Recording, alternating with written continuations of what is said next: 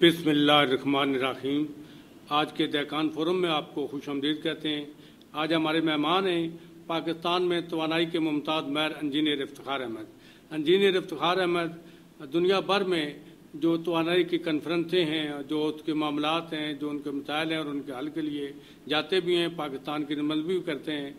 लेकिन इंजीनियर इफ्तिखार अहमद अपने तमाम तजर्बे तवानाई और अपनी खिदमात के लिए शहरी इलाके के मुकाबले में पाकिस्तान के दही इलाके या दही पाकिस्तान, रूरल पाकिस्तान और रियल पाकिस्तान को तरजीह देते हैं। यही वजह है कि आज भी हमने पाकिस्तान में जो तवानाई के बहरान की वजह से ज़राअत की तबाही हो रही है, उसके हवाले से इनको जो शमसी तवानाई है उससे कैसे हल फ़ायदा उठाया जा सकता है, जो बायोगैस की टेक्नोलॉजी है उससे किस तरह इस्तेफादा कर सकते हैं।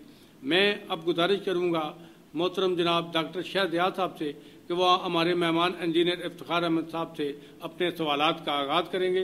बहुत शुक्रिया भट्टी साहब। इफ्तिखार साहब बहुत शुक्रिया आज हमारे इस फोरम में शमूलियत का।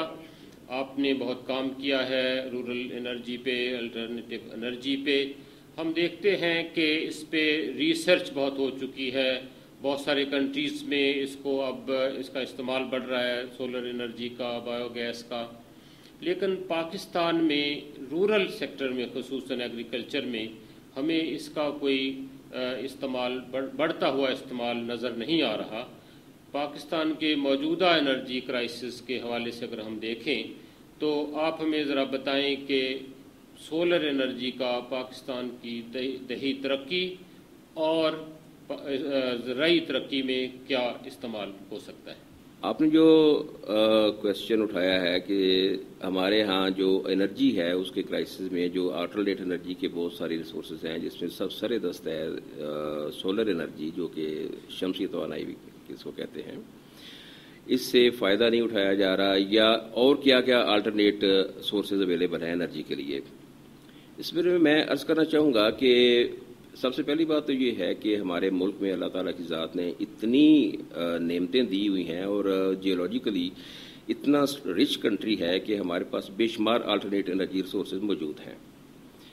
शमसी तवानाई एक बहुत बड़ी नेमत है जिसको जितना भी इस्तेमाल किया जाए मेरा ख्याल है कि हमारे यहाँ ये कम होने नहीं, क्योंकि सबसे ज़्यादा सूरज काफ़ी ज़्यादा मिकदार में हमारे इस एरिए में, हमारे इलाके में, पाकिस्तान के एरिए में रहता है। शमसी तवानाई के लिए बेसिक टेक्नोलॉजी जो है, जो सोलर टेक्नोलॉजी है, उसका एक बेसिक जो आइडिया तो ये है कि सिलिकॉन से सोलर सेल्स बनाए जाते हैं और सोलर सेल से सोलर प्लेट्स और सोलर पैनल्स डिज़ाइन किए जाते हैं। हर सोलर पैनल का एक अपनी आउटपुट होती है, कैलकुलेटेड आउटपुट होती है, उसका साइज़ और उसके सेल्स की तादाद, उसके अंदर कितने सेल्स लगे हुए हैं, सेल्स की एक अपनी कंस्ट्रक्शन है, वो एक सेपरेट एक इंजीनियरिंग और टेक्निकल मसला है जो उस पर किसी और वक्त डिटेल बात की जा सकती है। इस वक्त मैं यही अर्ज़ करना चाहूँगा कि उसको हम कैसे अपने दही इलाकों में ज़्यादातर यूज़ कर सकते हैं।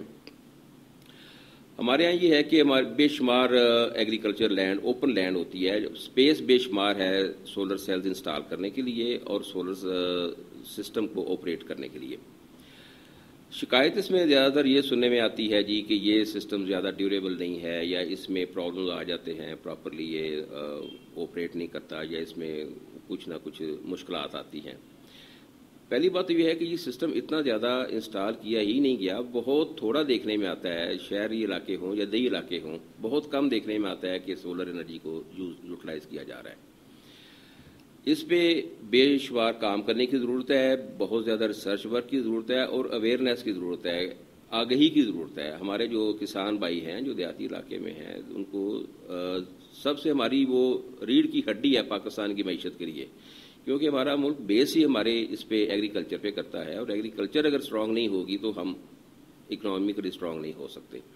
उसके लिए सोलर एनर्जी बहुत बड़ी सोर्स है एनर्जी की, तवानाई की। अगर उसको पूरी तरह इस्तेमाल किया जाए, उसके लिए फ़र्स्ट ऑफ ऑल ये है कि हमारे जो किसान भाई हैं उनको अवेयरनेस दी जाए कि सोलर एनर्जी है क्या। अब लोग घबराते हैं जी कि इसकी कॉस्ट बहुत ज़्यादा है, इसमें बहुत ज़्यादा पैसा खर्च हो जाता है, बहुत महंगा सिस्टम है, ये तो हम अफोर्ड नहीं कर सकते, हमारे बस में नहीं है। हालांकि ये बात नहीं है। अगर उसकी कैलकुलेशन करें आप दूसरे सिस्टम के साथ, जो बिजली आप इस्तेमाल करते हैं उसकी कैलकुलेशन करें उसके साथ, तो ये वन टाइम इन्वेस्टमेंट होती है कि एक दफ़ा सोलर पैनल लगा लिए अकॉर्डिंग टू रिक्वायरमेंट। اب پینلز کی آپ جو اس کی تعداد ہے وہ بڑھا سکتے ہیں، کم بھی کر سکتے ہیں، جتنی وہاں پہ اس ایریے کی ریکوائرمنٹ ہے اس کی ایک پراپر فیزیبلٹی بنتی ہے، کتنی ریکوائرمنٹ ہے، کیا کیا چیزیں اس پہ آپریٹ ہونی ہیں، کیا ٹیوب ویل چلانے ہیں، لائٹس چلنی ہیں، ہیٹنگ سسٹم چلنے ہیں، جو بھی اس پہ اس کو یوٹیلائز کرنا ہے، اس کے لیے پھر پراپر ڈیزائن کیا جاتا ہے کہ سولر پینل جو ہیں وہ کتنے انسٹال ہونے چاہیے، کس سائز کے انسٹال ہونے چاہیے، اور وہ اگر انسٹال ہو جائیں تو اس سے ہم بے شمار بینیفٹ لے سکتے ہیں، ہم اپنے ٹیوب ویل چلا سکتے ہیں، ہم اس سے اور توانائی کی جو روشنی کی ضرورت ہے ہمیں اور بے شمار اس کی ضروریات ہیں، جو بھی بجلی کا ایک بہت اچھا آلٹرنیٹ ہو سکتا ہے جو کہ ہم پاور لیتے ہیں نیشنل گریڈ سے۔ تو اس میں تو یہی عرض کرنا چاہوں گا کہ اس میں اگر کوئی فالٹس اور پرابلمز آ رہے ہیں تو وہ صرف یہ ہے کہ ٹیکنیکلی وہ زیادہ اسٹرانگ نہیں ہوتے، اگر انسٹالیشن کہیں پہ ہوئی ہے تو اس کو پراپرلی لک آفٹر نہیں کیا گیا، یا وہ جو اس میں انسٹالیشن کی گئی ہے اکوپمنٹس کی یا سسٹمز کی اس میں کہیں پہ کوئی کمی رہ گئی ہے یا اس کی کوالٹی میں کوئی فرق رہ گیا ہے۔ سولر پلیٹس کی تو یہ ہے کہ یہ تقریباً لائف ٹائم ہوتا ہے، منیمم اس کی جو لائف ہوتی ہے سولر سیلز کی تقریباً 30 سال ہوتی ہے، 20 سے 30 سال کے قریب ہوتی ہے، اور یہ بلکہ یہ اس کے بارے میں ہے ریسرچ کہ جب تک اس کو ڈیمیج نہ کیا جائے فزیکلی یہ ختم نہیں ہوتا۔ آپ نے بات کی ہے کہ یہ اویئرنیس کی ضرورت ہے، ہمیں کسانوں کے پاس جانے کی ضرورت ہے۔ لوگ سانج پچھلے کچھ سالوں سے یہ الٹرنیٹیو انرجی جو ہے، جو بایو گیس ہے، سولر ہے، ہم ان کے ساتھ بات کر رہے ہیں، ریڈی ہیں، مانگتے ہیں، لیکن کہاں سے؟